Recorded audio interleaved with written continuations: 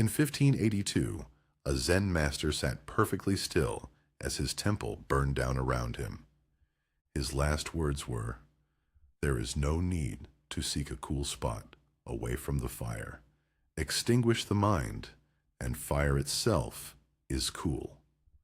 The samurai who heard this story didn't find it strange. They had spent their whole lives training for exactly that moment. Not the fire, the stillness. Here's the paradox. Nobody explains about the samurai. The greatest warriors in Japanese history were devoted students of a philosophy built on not fighting. Zen has no weapons, no enemies, no victory. So why did the deadliest men of their age kneel in silence for hours before monks who owned nothing but a robe and a bowl? Because the samurai understood something we've forgotten. The real battle was never in front of them. The first teaching sounds backwards. Begin with death. The Hagakure, the most famous samurai text ever written, opens with a line that still stops people cold. The way of the samurai is found in death. Every morning, a samurai was taught to imagine his own end, cut down in battle, drowned, struck by lightning, falling from a cliff, not as morbid fantasy, as a release, because a man who has already accepted his death cannot be threatened with it. Fear of losing your life makes your hands shake. Fear of losing your reputation makes you hesitate. Fear of losing anything makes you controllable. The samurai deleted the fear at its root. Die before you enter the battle, and you enter it completely free. Ask yourself, how much of what you do every day is really just fear, wearing a disguise? The second teaching is one word, Mushin, no mind. Watch a master swordsman, and you'll notice something eerie. He isn't calculating. He isn't choosing. The sword moves before thought arrives. Zen masters compared it to the moon reflected in water. The water doesn't try to reflect the moon. The moon doesn't try to be reflected. It simply happens, instantly, perfectly, because nothing is in the way. The swordsman Takuan warned his students, if you place your mind on your opponent's blade, your mind is trapped by the blade. Place it on winning, and it's trapped by winning. Place it anywhere, and you are stuck there, one beat behind reality. The samurai trained for decades not to add skill, but to remove interference. We call it overthinking. They called it the mind stopping. And a stopped mind, in their world, was death. Now, the story every student of Zen eventually hears. A tea master, a man who had never held a weapon, accidentally insulted a ronin, a masterless samurai, who challenged him to a duel at dawn. The tea master went to a sword teacher and asked honestly, "I cannot win. Teach me only how to die well." The teacher said, "Show me how you prepare tea." The tea master performed the ceremony. Every movement calm, total. Nothing wasted, nothing rushed. No part of him anywhere but here. The teacher said, "Tomorrow, hold your sword above your head the way you hold the ladle. Face him the way you face the tea." At dawn, the ronin looked into the tea master's eyes and saw no fear, no gap, no opening at all. He bowed, apologized, and walked away. The duel was won by a man who had only ever practiced pouring tea. That's the third teaching. There is no such thing as a small moment. The samurai treated folding a garment, sharpening a blade, pouring water, as the same act as facing an opponent.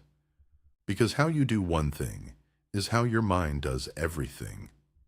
You don't rise to the occasion. You fall to your training. And your training is happening right now in whatever you're doing carelessly. The fourth teaching, Zanshin, the remaining mind. When a samurai finished a strike, he didn't relax. Awareness stayed, complete, unbroken, extending in all directions. Not tension, not paranoia. Presence with no off switch. Modern life trains the opposite. Attention that flickers, drops, checks out the moment something ends. Zanshin asks a harder question. Can you stay awake even after the interesting part is over? The fifth teaching, Fudoshin, the immovable mind. Not a mind like stone, a mind like deep water. The surface can storm. Insults, losses, chaos, waves.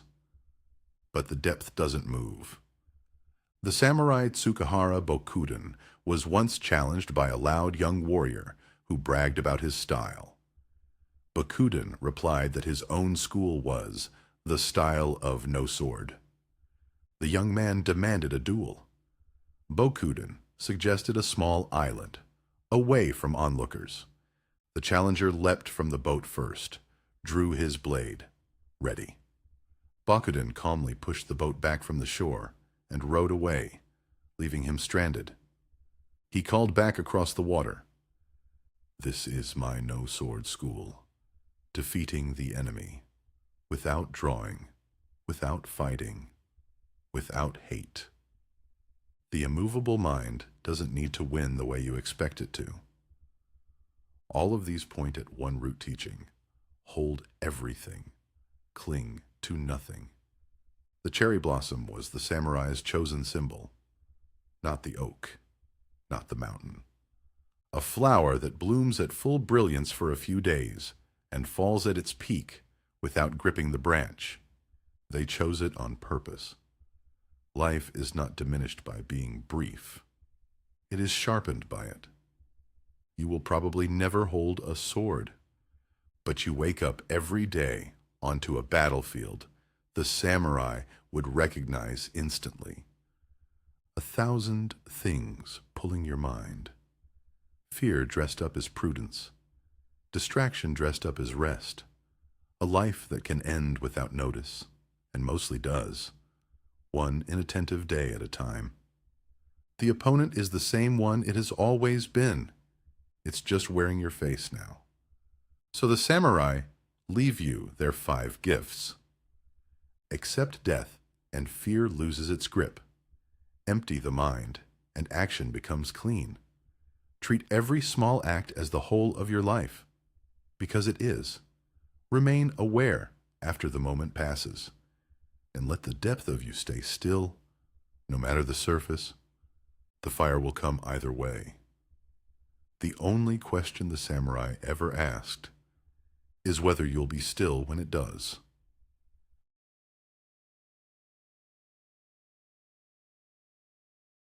But here's what those stories never tell you. No samurai was born still. The deep water, the empty mind, the immovable calm. Every bit of it was forged. In years, most people would not survive with their ego intact. Which raises the question a young man once walked up a mountain to ask, "How long does it take?" The answer he got has been unsettling students for 400 years. The young man was Matajuro, and he came to the famous swordmaster Banzo. "Master, if I train hard, how long will it take me to master the sword?"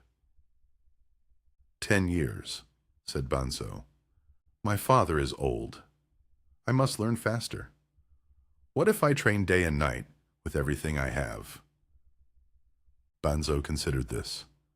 30 years. Matajuro was bewildered, but he stayed, and Banzo forbade him to even touch a sword.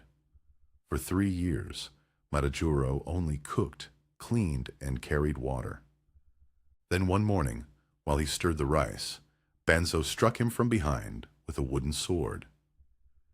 From that day on, the attacks came anywhere, any hour, chopping wood, half asleep.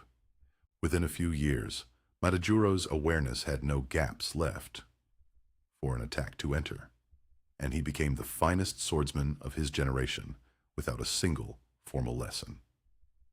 The hurried mind divides itself. One eye on the destination leaves only one eye for the road. The masters had a name for the state Matajuro arrived in, but first they had to deal with the state he came in. A university professor once visited the master Nanin to ask about Zen. Nanin served tea. He filled the visitor's cup and kept pouring. Tea ran over the table onto the floor. "It's overfull. No more will go in." "Like this cup," said Nanin.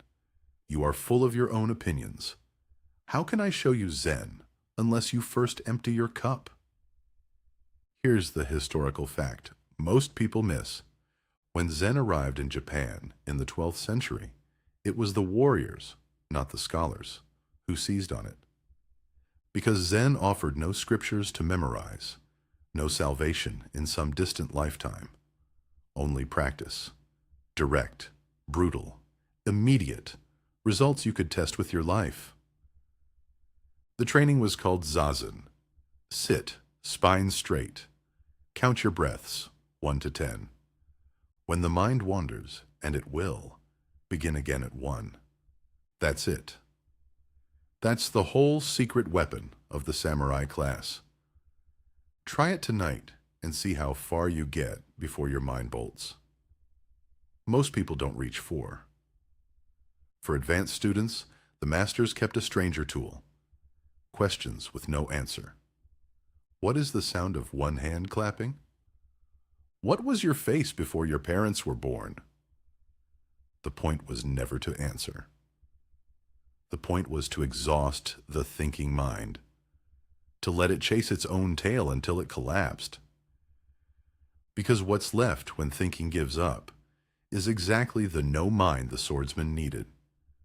Which brings us to the most famous conversation in Samurai Zen. A soldier named Nobushige came to the master Hakuin and asked, "Is there really a heaven and a hell?" Hakuin looked at him. "Who are you?" "A samurai." "You, a samurai? Look at yourself. What lord would want a guard with a face like a beggar's?" Nobushige's hand went to his sword. Hakuin kept going. "Oh, you have a sword? It's probably too dull to cut off my head anyway." The blade came out of its sheath, and Hakuin said quietly, "Here, open the gates of hell." Nobushige froze. In one breath he saw it. The rage, the insult, the old man showing him hell instead of describing it. He sheathed his sword and bowed. "And here," said Hakuin, "open the gates of paradise." Heaven and hell are not destinations. They open and close, moment by moment, all day long. Every insult is an open gate.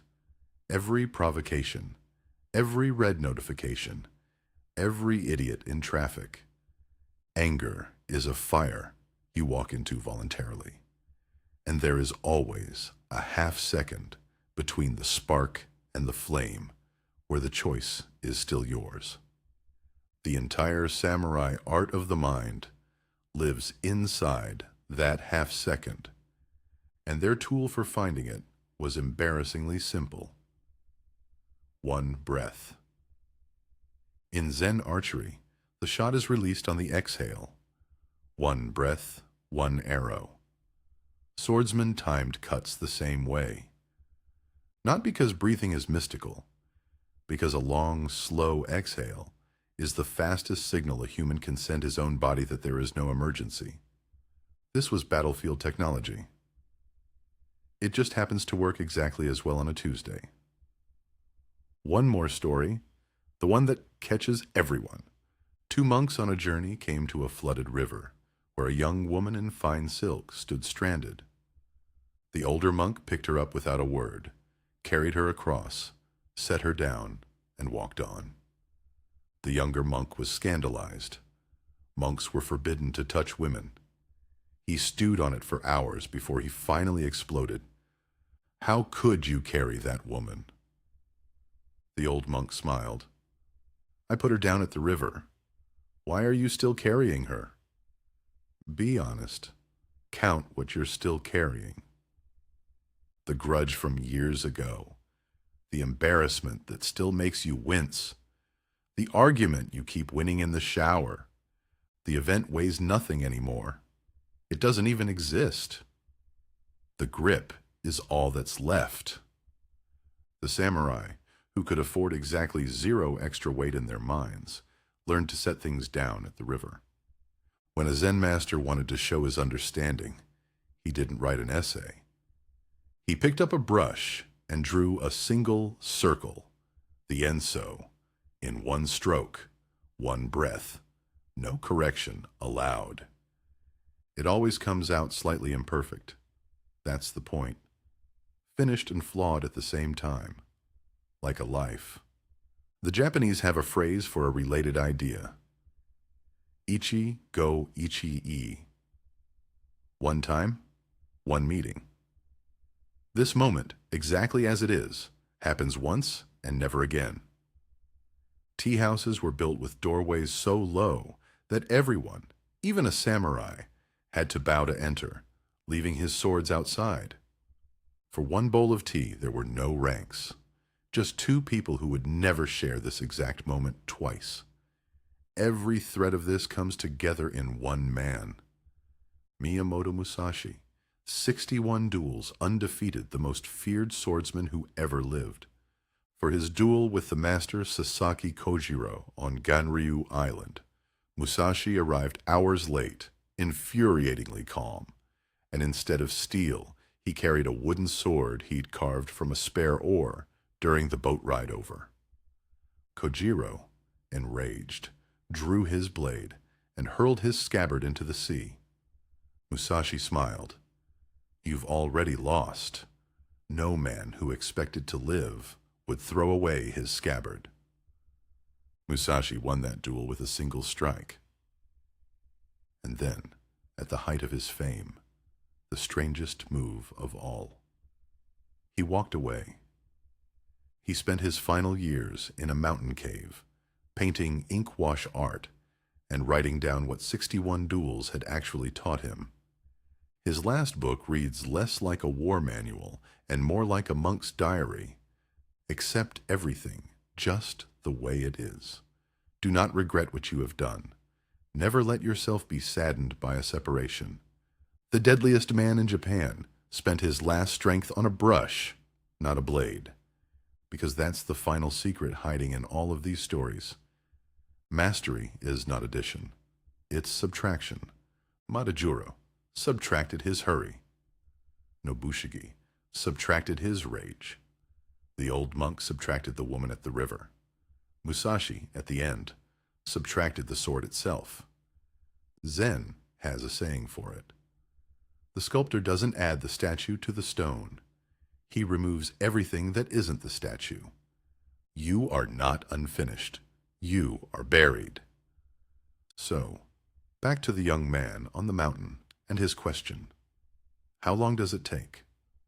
You already know why Banzo said 30 years to the student in a hurry, because the hurry is the obstacle. The grasping is the weight. The finish line is the distraction. How long will it take you? Longer if you need it faster. Less the moment you stop counting. The temple is still burning. It never stopped. It's burning right now, in your pocket, on your screens, in your unfinished arguments, and your someday plans. The samurai left you everything you need. One breath for the gates of hell, an empty cup for the things you think you know, a river for the things you refuse to set down, and a brush for whenever you're finally done with the sword. The fire doesn't decide what you are. It only reveals it.